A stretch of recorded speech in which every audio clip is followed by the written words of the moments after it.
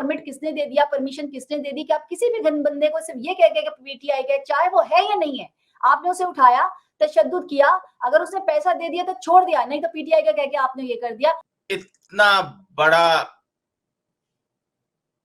Drama distribution of certificate या pride of performance के certificate मैंने अपनी जिंदगी में नहीं देखा। पाकिस्तान इस वजह से है कि यहाँ के जजेस कंप्रोमाइज हैं नीचे से लेकर ऊपर तक। इनकी बेगमात कंप्रोमाइज हैं, इनकी बेटियां कंप्रोमाइज हैं, इनके बेटे कंप्रोमाइज हैं, अय्याशी कर रहे हैं। आपसे फ्रॉन्जिक नहीं हुआ, आपके कैमरे कहाँ थे, आपकी वो तमाम चालाकियां, मक्कारियां, अय्यारियां जो आप इससे पहले 9 मई के बाद से आप करते आए हो, आम लोगों के घर में घुस के, उनको तो छोड़ दीजिए 9 मई में क्या होता है, आम लोगों के घर में घुस के आप वहां पर पैसा मांगते हो, चीजें मांगते हो, और नहीं तो फिर आप कहते हो कि अभी आपको 9 मई का किस्सा आपके ऊपर डालते हैं, वरना 15 दे दें, 10 दे दें। अभी आपसे ये लोग नहीं पकड़े गए। और मैं आपको बता दूं आसिम साहब, अभी एक किस्सा हुआ, ये फिर होगा, क्योंकि जब तक आप किसी को आप सजा नहीं देंगे, ये रिपीट होता रहेगा। अरे रिपीट पाकिस्तान और इस्लामिया दोनों गलत पढ़ाएगा है। ये पाकिस्तान की बदकिस्मती। और ओवरसीज यहाँ पे जो अब्दुल्ला रियाड़ अपने आप को समझते हैं ओवरसीज का, उसके कुछ ऐसे, किसी दिन मैं तफसीली प्रोग्राम करूंगा, उसको मैं एक्सपोज करूंगा कि वो शख्स जो है उसने किस तरीके से यहाँ पे लॉबिंग की, किस तरीके से लोगों को इकट्ठा किया, किस तरीके से लोगों को ग्रुप बनाए, किस लोगों से 60-60 रुपए डॉलर लेके मेंबरशिप कराई। 200 जगह पर पीटीआई के लोगों ने हंगामे किए या जो कुछ किया, उन्होंने क्रैकडाउन किया, हजारों लोगों को गिरफ्तार किया, जेलों में डाला, कोई एफआईआर नहीं उसकी कटी, शुरू में मारा धाड़ा क्या। लेकिन आप से एक हुजूम जा रहा है। मैं समझता हूं कि पूरी की पूरी जिम्मेदारी पाकिस्तान की उन लॉ एनफोर्समेंट पर इस पर है, जो कि चाहे वो आईबी हो, चाहे वो पाकिस्तान की दूसरी जो इनकी जिम्मेदार हैं वो हो। आपकी टोटल रिस्पॉन्सिबिलिटी बनती है। और मैंने यहाँ पे क्रिश्चियनों को इस बात पे बाकायदा कहते सुना है कि नो, चर्च खुद बना लेंगे, हम अपने घर खुद बना लेंगे, तुम उन लोगों को सजाएं दो जो घुस के चोरियां की हैं, जिन्होंने घुस के घरों को आग लगाई है, जिन्होंने घुस के चर्च को और मुकद्दस किताब जो कि आपके लिए भी मुकद्दस है उनको लगाई है। इस वक्त पाकिस्तान के अंदर कुछ नहीं कहीं तो 3000 लोग ब्लास्मी के जरिए फांसी पे चढ़ने चाहिए। जिस दिन पाकिस्तान के नाम पर मेरा ख्याल है तो धब्बा बन गए हैं, जिनके नाम भी आ गए हैं, जिन्होंने पाकिस्तान की इतनी तजलील की है, चंद गंदे लोग हैं। पीटीआई के बड़े अच्छे अच्छे लोग यहाँ पे मौजूद हैं। मुझे इसका अंदाजा इस वजह से हुआ क्योंकि मैं अभी तकरीबन 4 दूसरे स्टेट्स में पीटीआई के लोगों से मिलकर आया हूँ। सबसे अच्छा है, लेकिन जब हम प्रैक्टिकली देखते हैं तो आप घरों को आग लगा रहे होते हैं, आप जो है ये वाली चीज मैं पूछना चाहती हूं। प्रोफेशनल कंपेयर नहीं, आपको एक पॉलिटिकल पार्टी के एक ऐसे बंदे को जो कि इतना बड़ा क्वेश्चन मार्क है कम्युनिटी के नाम पर और उसके पाकिस्तान की तजलील का बायस बना है, आप वो कंपेयरिंग कर रहे हैं और वो एम्बेसडर साहब को बुला रहा है। आप एज ए एम्बेसडर आपकी बेइज्जती होगी, उससे पाकिस्तान की बेइज्जती होगी। दिन के अंदर इलेक्शन कराना है, पीरियड। सबने ये लाइन पढ़ ली। उसके बाद वो 5वीं लाइन पढ़ना भूल गए। उसमें लिखा था कि इलेक्शन कमिश्नर जो है वो फेयर एंड फ्री इलेक्शन अगर कराएंगे तो वो इलेक्शन उनकी जिम्मेदारी है कराना, लेकिन fair and free. Election commissioner कहता है कि जनाब मैं तो हुकूमत कह रही है कि ना हम आपको रेंजर्स दे सकते हैं, ना हम आपको फौजी दे सकते हैं, तो मैं तो फ्री एंड फेयर करा नहीं सकता, मेरे पास तो कानून ही नहीं है। वहां पर उस पहली वाली लाइन को अब उसी आइन ने क्रॉस मार दिया बड़ा सा। अस्सलाम वालेकुम नाज़रीन, पाकिस्तान टू अमेरिका के साथ मैं हूं शाला खान और आप देख रहे हैं कैपिटल टीवी वॉशिंगटन। आज आपको पाकिस्तान में बिजली के बिलों की कहानी सुनाते हैं। हमारे जानने वाले उनके घर के बिजली का बिल जो आया उस पर मैं बात कर लेती हूँ। 927 यूनिट पर 57,000 रुपए। कुछ मजीद गौर किया तो इंकशाफात हुए जिसपे वो सोच में पड़ गए। बिल मजीद गौर से देखा तो पता चला कि 39,000 रुपए कॉस्ट ऑफ इलेक्ट्रिसिटी थी, जबकि बिल 57,000 का था, यानी कि 18,000 रुपए एक्स्ट्रा चार्जेस, एक्स्ट्रा जो लिए वो किस मद में लिए कुछ पता नहीं। अच्छा, मजीद देखा तो मालूम हुआ कि जून के महीने का फ्यूल एडजस्टमेंट जो चार्जेस हैं वो भी लगे हुए हैं, और मजीद गौर से देखा तो पता चला कि ऊपर जून जुलाई 2022 मतलब 1 साल पहले के हवाला देकर कीमत भी लिखी गई।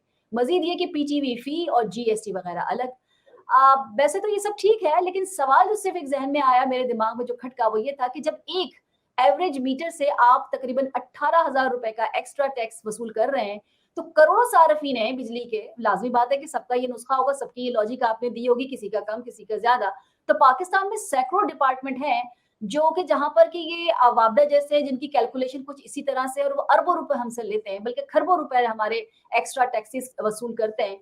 तो ये सब देखने के बाद जो सवालात मेरे ज़हन में आए, उसमें पहला ये था कि इसके बावजूद हमारा मुल्क जो है डिफ़ॉल्ट कर रहा है। नंबर 2 ये कि पाकिस्तान कर्ज़ों में क्यों घिरा हुआ है। नंबर 3 ये कि महँगाई क्यों बदतरीन सतह पर पहुँची। जब सोच-सोच के जवाब ना मिला, तो मैंने सोचा क्यों ना आज आसिम सिद्दीकी साहब को अपने प्रोग्राम में इनवाइट किया जाए और उनसे इन सवालात के जवाबात लिए जाएँ। अस्सलाम वालेकुम सर। वालेकुम अस्सलाम। Welcome to the show. Thank you. Pakpattan, Multan, Rahim Yar Khan, महंगे बिजली के बिलों के खिलाफ लोग जो हैं वो स्याह परचम लेके निकले हैं। पेप्को के दफ्तर के बाहर एहतजाज जो है गुजरांवाला में भी हुआ, एहतजाज हुआ। लोग कहते हैं कि हम बिजली भरें, बच्चों की फीस दें, अपना पेट पालें। शहरी यकीन जाने पाकिस्तान के फट पड़े हैं। टेस्ला में भी आपको शहरियों का एहतजाज दिखाई देगा। महंगे बिल जो हैं, यानी कि जो चार्जेस उनके हैं, उस पे लोग बहुत परेशान हैं। तौसा शरीफ में नमाज जुमा के बाद शहरियों ने बिल उठाकर मस्जिद में एहतजाज किया। हुकूमत से गरीब आवाम पर जुल्म बंद करने का मुतालबा किया। विहाड़ी की अगर मैं बात बताऊं, जहां बड़ी दर्दनाक एक आपको खबर देती चलूं कि जी ब्लॉक है, रिहायशी मिस्त्री थे रमजान, उन्होंने गुज़िश्ता माह जो 23,000 का बिल आया था, वो तो मोटरसाइकिल बेच के भरा, लेकिन इस मर्तबा उनका आया 26,000 रुपए, और 26,000 रुपए आने के बाद उन्होंने खुदकुशी कर ली। बहरहाल सवाल मेरा ये है आसिम साहब, कि बिजली की भारी जो बिल है, आवाम का जो पारा वो तो हाई हो चुका है बिजली के बिलों को देखकर।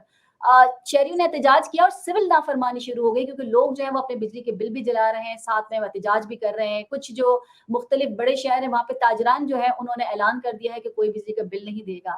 तो पाकिस्तान किस तरफ जा रहा है?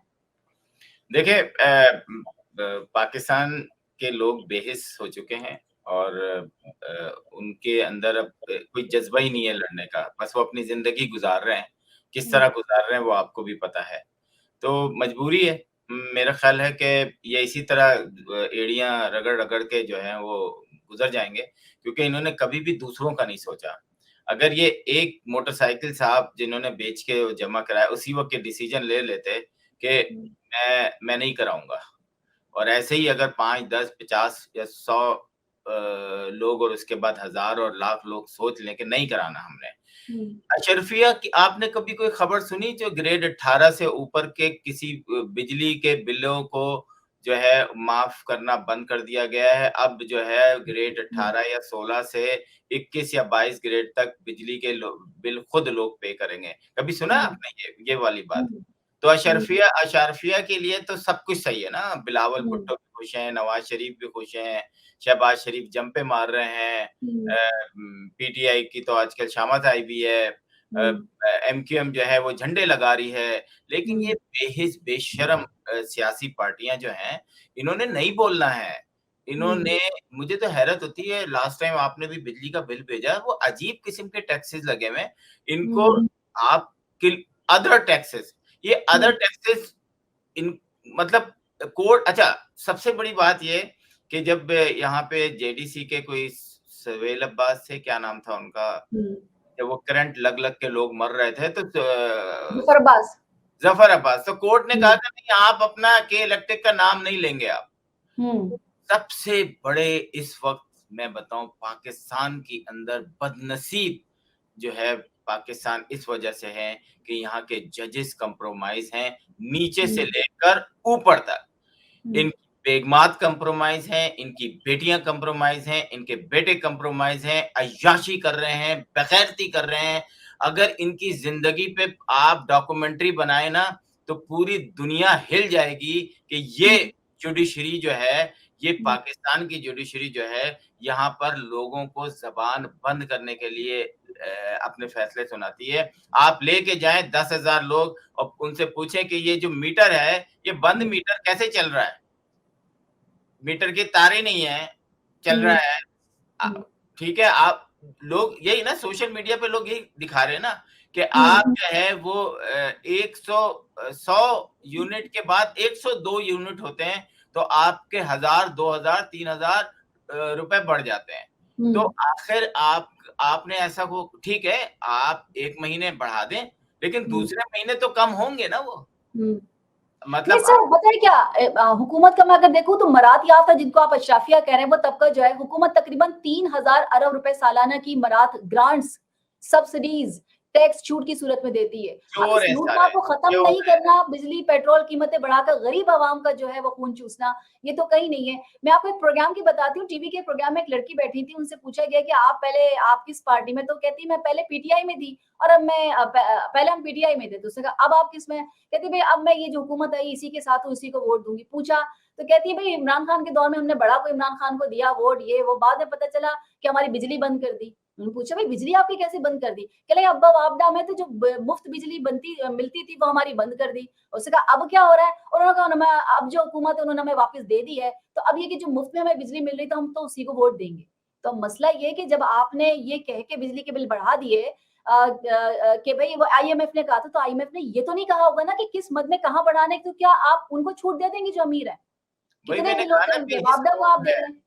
बेहिस कौम है।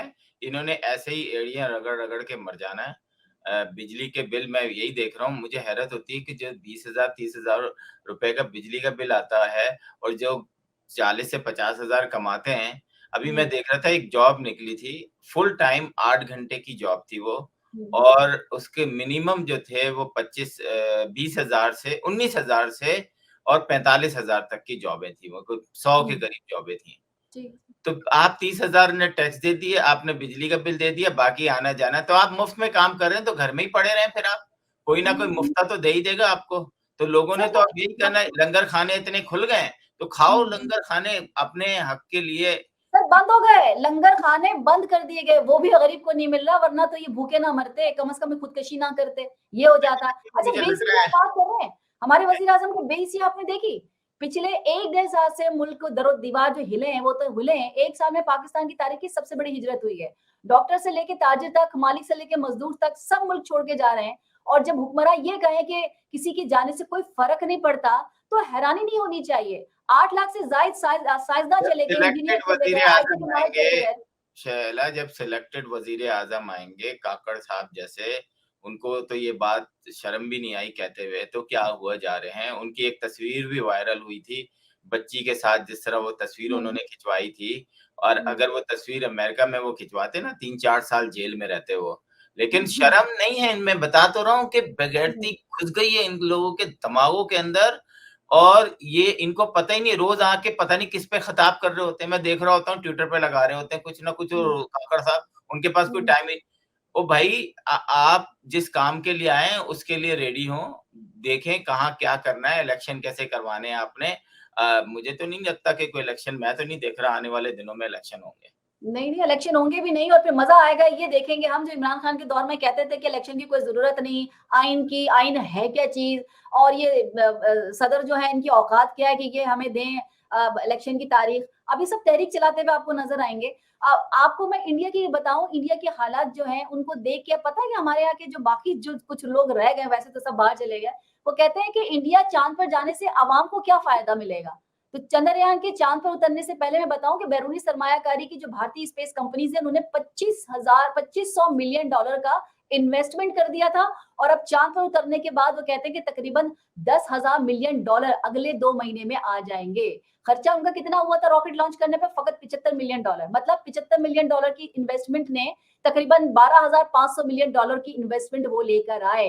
तो ये इन्वेस्टमेंट मुल्क में काम नहीं आती? देखिए, आपको ये नहीं लगता कि रॉकेट चला गया, मुल्क के लिए कुछ भी नहीं हुआ? हमारे यहाँ इन तरक्कियों को ना लोग मजाक में ले लेते हैं। दुनिया हम्म, कहाँ से कहाँ पहुंच गई है। हम्म, इंडिया का ग्राफ अभी देखें आप, जो ये जो आपका मकबूजा कश्मीर हम कहते थे, कहीं हम्म, ऐसा ना हो कि आजाद कश्मीर कह लें हम्म, भाई, हमने तो मकबूजे ही में जाना है, क्योंकि वहां पे जो आटे दाल का भाव है और जो हम्म, आपके यहाँ आटे दाल का भाव है, जो आपके यहाँ सिक्योरिटी का है, अब वहां पे क्या सिक्योरिटी के हालात हैं। हम्म, मुझे तो बड़ा अजीब सा लग रहा है कि 10 12 15 साल बाद जिस तरीके से मुल्क के अंदर ग्राफ जो है मुसलसल नीचे जा रहा है, उसको देखते हुए क्या कहेंगे। लेकिन वही है कि होप होप होप होप। लेकिन मैं समझता हूँ, मैं यहाँ बैठ के ये नहीं कह सकता जैसे कि पीटीआई वालों ने, पीटीआई को तबाह जो किया है ना, वो ओवरसीज हम्म, पीटीआई वालों ने किया है। उन्होंने हम्म, सारे मजे लिए हैं, यहाँ से बैठ बैठ के हम्म, इनोसेंट लोगों को जो है वो उकसाया है, तुम ये कर सकते हो, तुम ये कर सकते हो। और मैं बताऊं जितना फायदा ओवरसीज पाकिस्तानियों ने पीटीआई से उठाया है, पाकिस्तान के अंदर बैठे हुए आदमी बिजनेसमैनों ने नहीं उठाया है। ओवरसीज यहाँ पे जो अब्दुल्ला रियाड़ अपने आप को समझते हैं ओवरसीज का, उसके कुछ ऐसे किसी दिन मैं तफसीली प्रोग्राम करूंगा, उसको मैं एक्सपोज करूंगा कि वो शख्स जो है उसने किस तरीके से यहाँ पे लॉबिंग की, किस तरीके से लोगों को इकट्ठा किया, किस तरीके से लोगों को ग्रुप बनाए, किस लोगों से 60-60 रुपए डॉलर लेके मेंबरशिप कराई। और ऐसी ऐसी कहानियां मुझे पता चली हैं। मैं भी गुज़िश्ता 4 स्टेट में पीटीआई के लोगों से मिलकर आया, तो पता चला कि इस शख्स ने जो काम किए हैं, आने वाले दिनों में पता चलेगा कि अगर मेरे पास पैसे होते ना तो मैं अमेरिका में इसके खिलाफ इंक्वायरी करवाता। पीटीआई के जो वर्जीनिया के जिम्मेदारान हैं, जिन्होंने किस तरीके से 60-60 डॉलर लोगों से जबरदस्ती $60 अपनी जेब से दिए हैं, लेकिन उनके नायकोब जबरदस्ती उनसे लिए हैं, जो कि एक क्राइम है यहाँ पर। आप अगर पॉलिटिकल पार्टी के कारकुन हैं, आपको फारा से रजिस्ट्रेशन कराना है। आपने $60 अगर मैंने आपके $60 दिए तो आप तो रजिस्टर्ड नहीं हुई ना, आपका डॉक्यूमेंट तो ये इल्लीगल ही है। लेकिन मेरे पास क्योंकि पैसे नहीं हैं, मैं अगर कोई बड़ा वो होता तो मैं आधे लोग इसमें अंदर होते पीटीआई के ओवरसीज पाकिस्तानी। ठीक है यहाँ आसिफ साहब। 400 नहीं, हजार जाली वोट बनाए गए हैं। जाली जो इलेक्शन हुए हैं, इंटर पार्टी इलेक्शन हुए हैं, उसमें हजारों ऐसे जाली वोट डाले गए हैं। जिस दिन ये इंक्वायरी आज नहीं 2 साल बाद होगी, ये सिर्फ 10% आपको इनोसेंट ओवरसीज पाकिस्तानी मिलेंगे। बाकी सारे जितने गंदे काम करने वाले हैं ना, इस वक्त टॉप के लीडर हैं इस वक्त पीटीआई के। ठीक, आसिफ साहब आप अमेरिका की बात कर रहे हैं तो मुझे याद आया कि अभी पिछले दिनों 14 अगस्त गुजरी है। पाकिस्तान में तो हमने देखा कि जो भी खैर हालात है, लेकिन इस दफा उस तरह का जोशो खरोश हमें जरा कम नजर आया। उसकी वजह वो दफा 144 भी थी, लोग थोड़ा कंफ्यूज भी थे, तो इस तरह से समझ नहीं आया। लेकिन हमेशा की तरह लोग घर से जाते हैं, बाहर भी जाते हैं, मुख्तलिफ तरह से जो पार्टी है वो भी करते हैं, बच्चों के स्कूलों में टैबलोज होते हैं, मुख्तलिफ एक्टिविटीज होती हैं। अमेरिका के मुख्तलिफ स्टेट्स में किस तरीके से सेलिब्रेट किया जाता है 14? देखिए, हमारे कैपिटल टीवी ने अटलांटा को जब कवर किया तो वहां पे वो मुझे बता रहे थे कि कोई ऐसा इंसिडेंट नहीं हुआ। इक्का दुक्का शायद लोग ने पीटीआई का झंडा उठाया हुआ था, नारे हुए, लेकिन अटलांटा का बहुत जबरदस्त, बहुत अच्छा हुआ। और जो फुटेजेस आई उसमें मुझे कहीं भी झंडा नजर नहीं आया। शिकागो का मैं खुद वहां गया था, तो मेरी जो कौंसल जनरल तारिक करीम साहब से बात हुई थी। उसके बाद उन्होंने मुझे जो तस्वीरें दिखाई, जो परेड हुई, उसमें मैंने देखा कि ड्यूरिंग द परेड पीटीआई का किसी भी किस्म का कोई झंडा नहीं था। सब पीटीआई वालों ने और जो दूसरे जमात के लोग थे, सबने पाकिस्तान का झंडा उठाया हुआ था। और American Pakistani including of American जो पॉलिटिकल ऑफिशियल्स हैं उनके साथ, तो बड़ा अच्छा था। न्यू जर्सी में जो है जो मुझे रिपोर्ट मिली, नाज़रीन आप को मेरा ख्याल है शायद आप दिखाइएगा वो झलकियां, कि ज्यादा एम्बेसडर ने को मतलब उनके खिलाफ नारे लगे। तो मुझे किसी ने फिर वॉइस ओवर मुझे व्हाट्सएप पे भेजा कि उनको एस्कॉर्ट करके बाकायदा पब्लिक से बचा के ले जाया गया। मुझे नहीं पता कि ये सच है कि झूठ है, लेकिन वो वॉइस मेरे पास वॉइस मैसेज मेरे पास मौजूद है, जिसमें ये मुझे बताया गया था। और वो फुटेज भी मैं नाज़रीन को जरूर दिखाऊंगा, बल्कि आप बिल्कुल अपने नाज़रीन को दिखा देते हैं। अच्छा, आपने ये फुटेज देखी, इसमें नारे लग रहे हैं। अच्छा, बिल्कुल ऐसे ही वाकया वर्जीनिया में हुआ।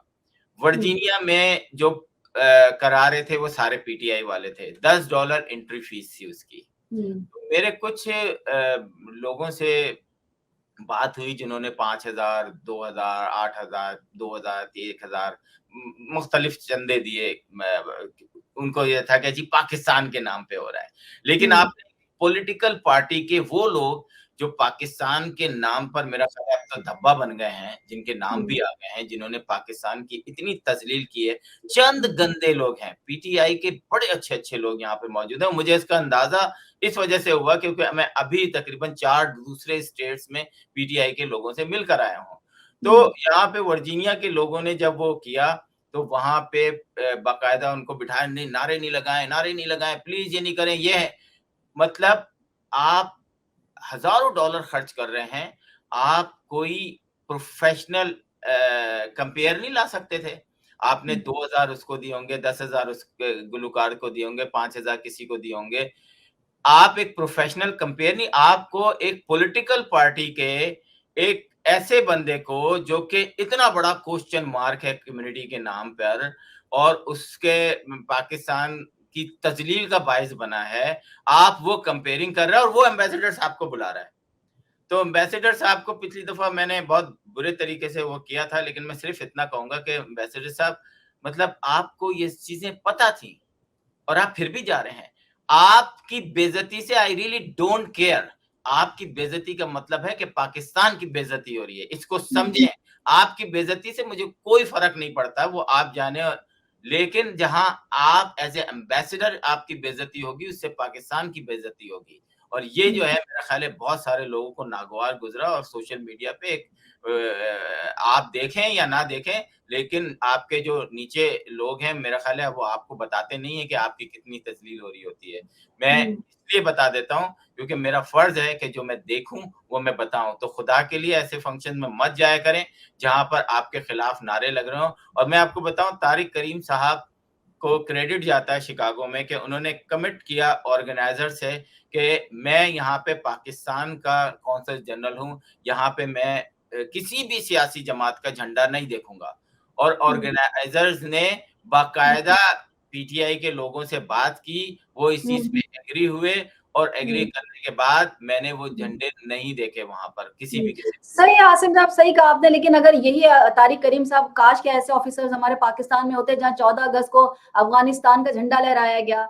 फुटेज आई, देखे, सामने पुलिस खड़ी थी, नहीं मना कर रही थी। मैंने खुद ऑफिस से निकलते वक्त 14 अगस्त को देखा, पीपल्स पार्टी के झंडे थे जिसमें पाकिस्तान का कोई झंडा नहीं था। पुलिस की रहबरी में, पुलिस के साथ आगे फॉलो करते हुए वो जा रहे थे और नारे लगाते जा रहे थे। काश पाकिस्तान में भी ऐसा हो जाए। नहीं, ये शैला एक चीज फर्क है इसमें ना। हम बचपन से देखते आ रहे हैं हम के पॉलिटिकल पार्टीज के झंडे 14 अगस्त को नजर आते हैं, ठीक है ना। वो अपनी पावर शो करने के लिए पाकिस्तान के अंदर है ना, वो पाकिस्तानी है, वो पाकिस्तान के अंदर है। वो किसी भी पॉलिटिकल पार्टी के झंडे लगा सकते हैं, उठा सकते हैं। अफगानिस्तान का झंडा नहीं आना चाहिए, वो वहां के लोगों के पुलिस क्या कर रही थी? नहीं, पुलिस नहीं रोक सकती, बड़ा मुश्किल है। मैं अमेरिका की बात कर सिर्फ रहा आप हूँ, पीटीआई पे आप कंपेयर नहीं पीटीआई कर को कर सकती सकते हैं। क्योंकि पाकिस्तान से बाहर हम सिर्फ पाकिस्तानी हैं। हमारे पास पब्लिक तो एक यही है ना, पासपोर्ट है, पब्लिक तो यही है इसको ना। नहीं, ये there is no comparison, there is no comparison कि जी पाकिस्तान के बाहर आपने सिर्फ पाकिस्तान का झंडा उठाना है या अमेरिका का झंडा उठाना है, क्योंकि अमेरिका ने आपको इतनी बड़ी परमिशन दी है कि आप अपना जबरदस्त तरीके से जो है अपने 14 अगस्त को मना सकते हैं। मुझे बताएं 4th ऑफ जुलाई अगले साल आप मना रही है ना अमेरिका में, झंडा लगाएंगे अपने घर पर? आप लगाएंगी 4th ऑफ जुलाई को? आप अमेरिका का झंडा क्यों नहीं देखिए, लहराती? अगर मैं अमेरिका में हूँ तो मैं अमेरिका का लगा लूंगी। अगर मुझे यहाँ कोई इजाजत देगा तो मैं यहाँ लगा लूंगी। अगर तो मेरे यहाँ पर मेरे, अगर मैं अमेरिका से यहाँ आई हुई होंगी तो मैं वही अगर मैं बता रहा अमेरिका की हूँ, नेशनैलिटी मेरी और मैं यहाँ आई हुई हूँ तो हाँ, मैं लगा लूंगी। मैं भी अगर जाऊंगा और अगर अमेरिका का झंडा पाकिस्तान में नहीं कबूल होगा, क्यों उसकी वजह है ना, कोई वजह है कि पाकिस्तानी एक्सेप्ट नहीं कर सकते।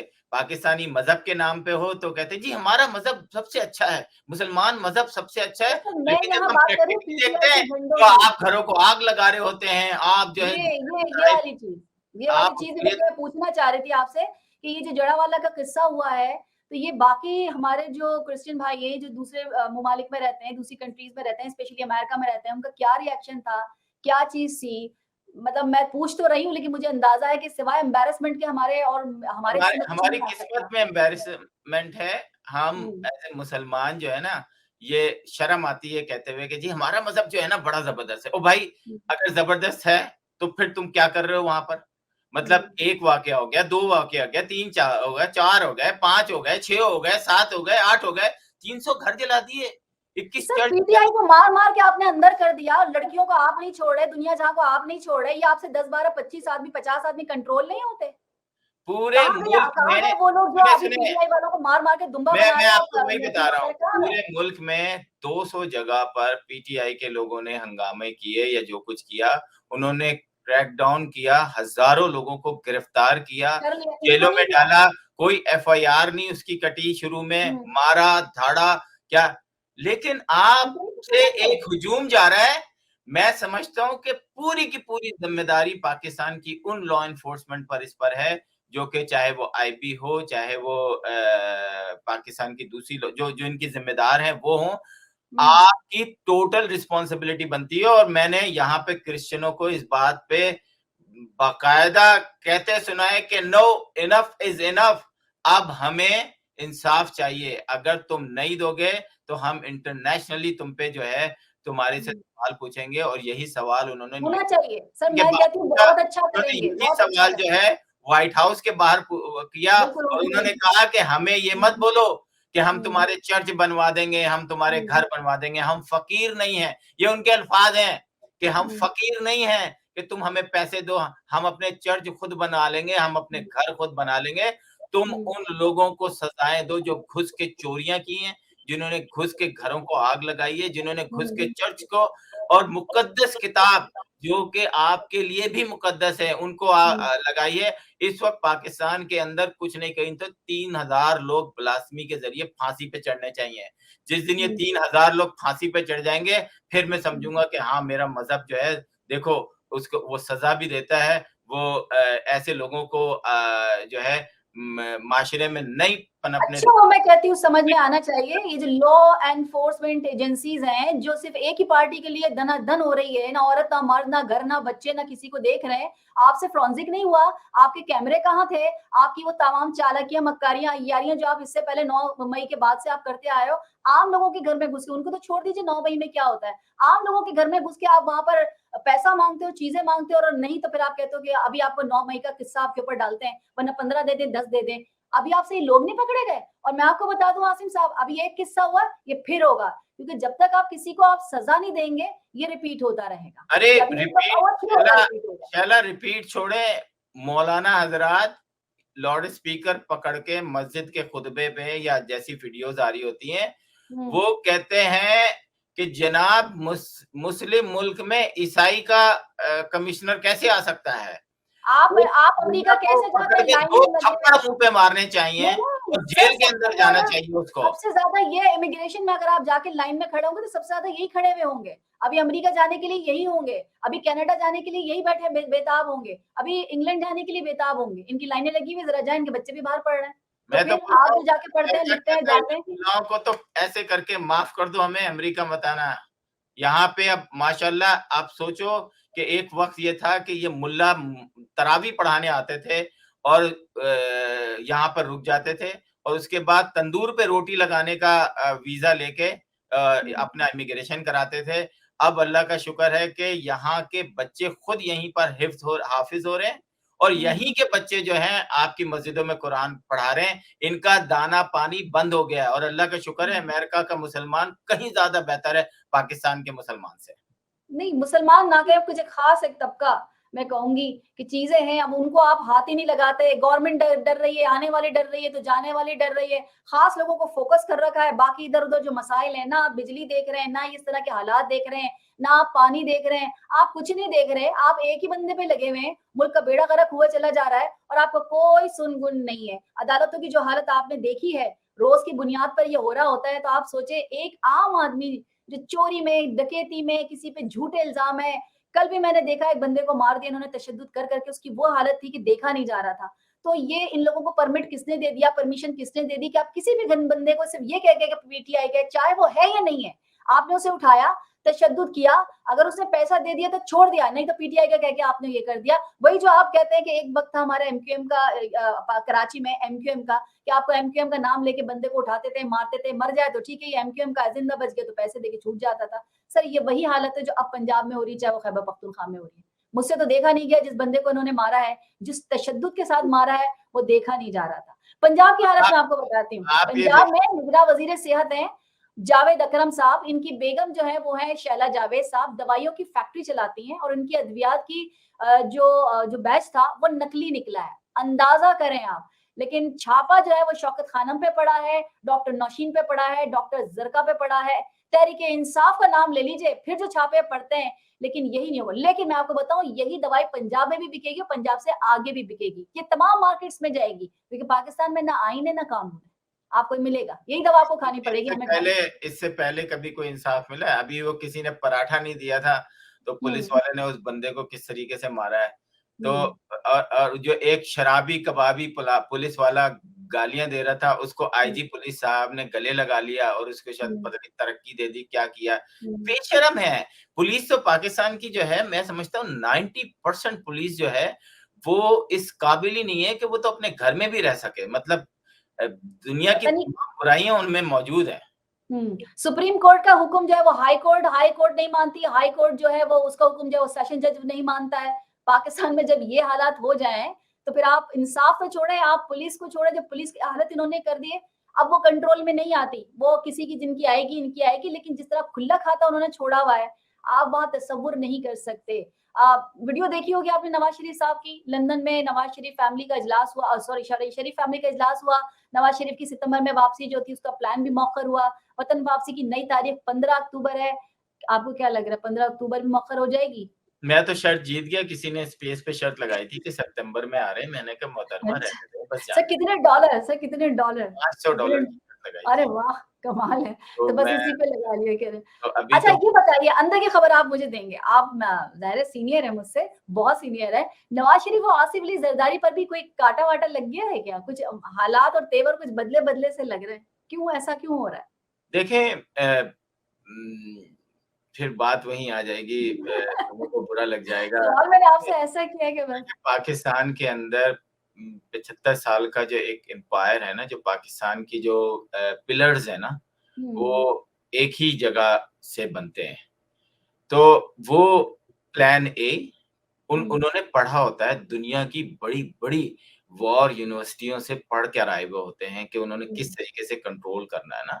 वो plan A, plan B, plan C, plan D, हुँ, प्लान ई ये सब करके चल रहे होते हैं। सही। आपको पता है कि जब इमरान खान को लेकर आए, सबको पता है इमरान खान को कौन हुँ, लेकर आया ना, तो उन्होंने हुँ, प्लान बी भी बनाया हुआ था कि अगर अच्छा। ये इधर-उधर हुआ तो प्लान बी क्या होगा, जो हुँ, जो आपके पास वीडियोज़ और जो साउंड जो वीडियो कॉल सुनाई ऑडियोज़ और जाती है, वीडियोज़ हाँ।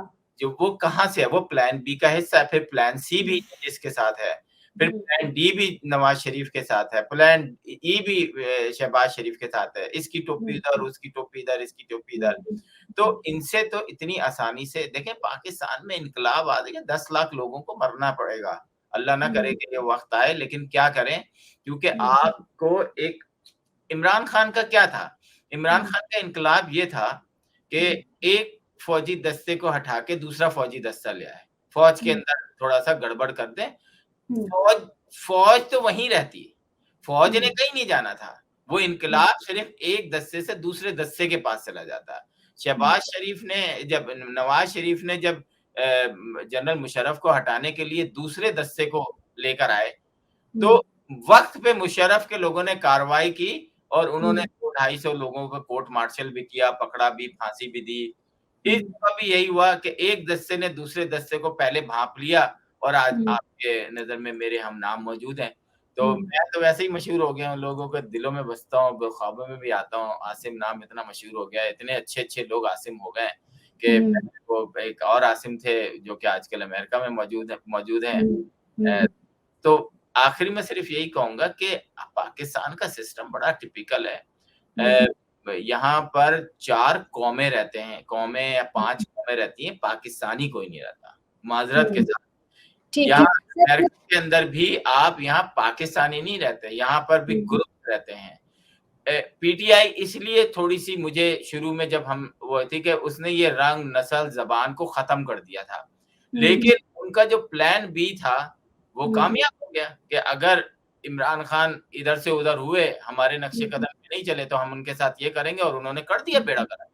तो अब सिर्फ़ एक सर एक आपको क्या लगता है सिर्फ़ इमरान खान को लेकर आए? वो तो फिर नवाज़ शरीफ को भी लेकर आए थे, 12 जमातों को भी कौन लेकर आया है? जिन हालात में उन लोगों ने मैंने आपसे यही कहा ना कि हाँ, देखें, मैं समझता हूँ पाकिस्तान का बेहतरीन हल जो है ना, इस वक़्त वो हुँ, ये है कि गवर्नमेंट जो है वो इन्हीं को दे दी जाए और कहें कि आपका प्रेसिडेंट है, सदारती निजाम आ गया, जो आर्मी चीफ होगा वही 3 साल के लिए प्रेसिडेंट होगा पाकिस्तान का। जैसे कोई वजीर आजम, कोई कैबिनेट, कुछ नहीं होगी, ताकि आपके वो जो फालतू में बिजली से लेकर और कारों से लेकर और पेट्रोल और ये जो खर्चे हैं ना अरबों रुपए के, ये कहीं तो बचेंगे। चले ठीक कहीं है, तो बच कोई जाए।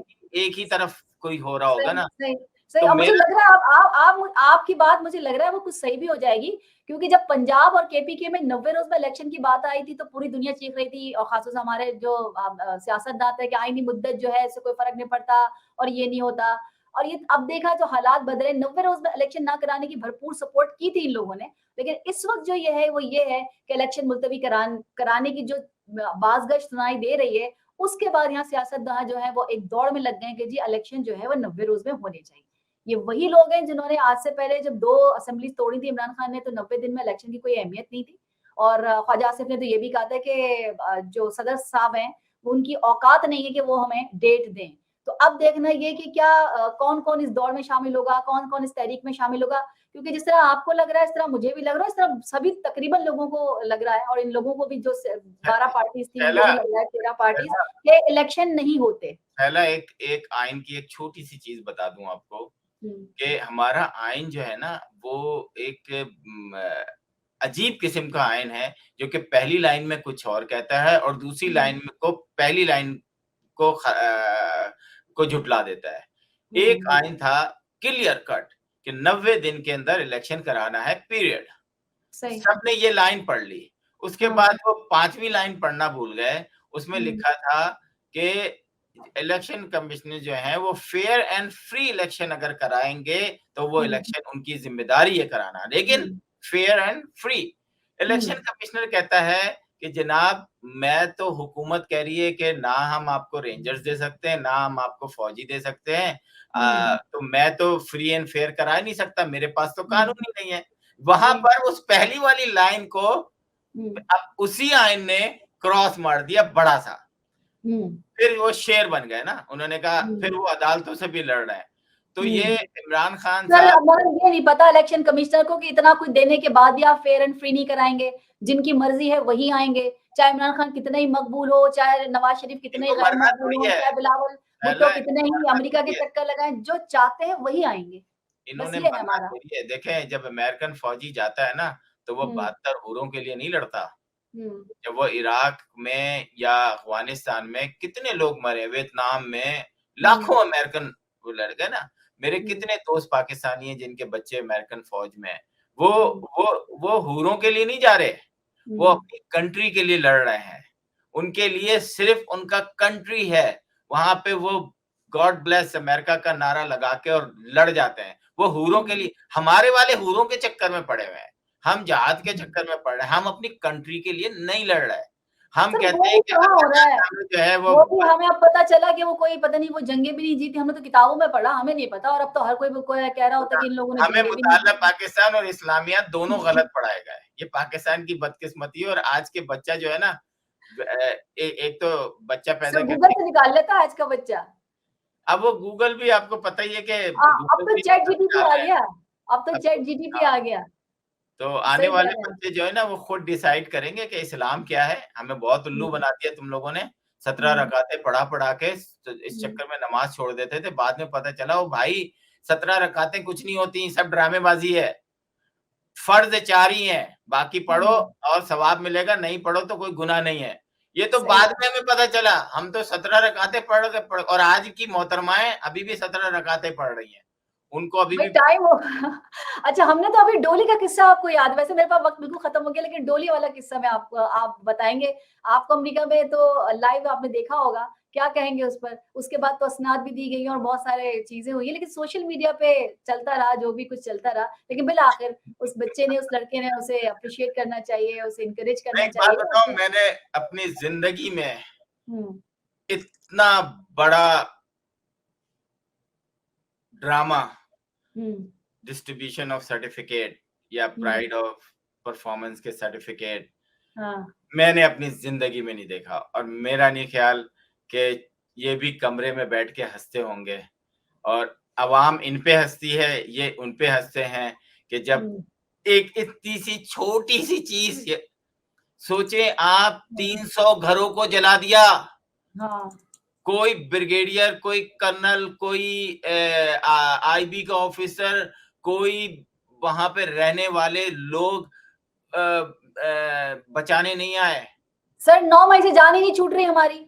9 मई मतलब 9 मई मैंने खत्म अपने हो उसमें गई, 9 सिंपल महीने ये से जान लिखा नहीं था छूट कि रही। भाई इमरान खान को छोड़ो दो, उसको तो बचा लो। वो नहीं, नहीं, नहीं। और सिंपल आप देखें उस अली बच्चे, मेरे पास जो फुटेजेस आई है, ठीक है, ये हमारा राइट होता है कि आपका नेशनल गार्ड या आपकी आर्मी ऐसे मौकों पर आती है और रेस्क्यू करती है, लेकिन सर्टिफिकेट देना इस मौके पर, मैं समझता हूँ इससे बड़ा जोक जो है ना पाकिस्तान में नहीं होगा। माजरत के साथ ये बहुत बड़ा जोक था मेरे लिए, और आप यकीन करें पाकिस्तान के अंदर लोग दिल दिल में हंस रहे हैं क्योंकि उनको ऊपर हंसने की इजाजत नहीं है।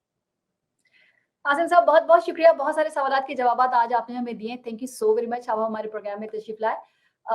सोशल मीडिया प्लेटफॉर्म पर कैपिटल टीवी वॉशिंगटन के फेसबुक पेज को लाइक कीजिएगा, यूट्यूब चैनल को सब्सक्राइब कीजिएगा और कैपिटल टीवी वॉशिंगटन की जो एप्लीकेशन है उसे जरूर इंस्टॉल कीजिएगा, ताकि दुनिया में आप किसी भी जगह हो हमारे लाइव प्रोग्राम्स और शोज को देख सकें। जिंदगी ने वफा की तो इंशाल्लाह फिर अगले प्रोग्राम में इसी प्रोग्राम के साथ दोबारा मुलाकात होगी। तब तक के लिए शाला खान को दीजिए इजाजत। फी अमान अल्लाह।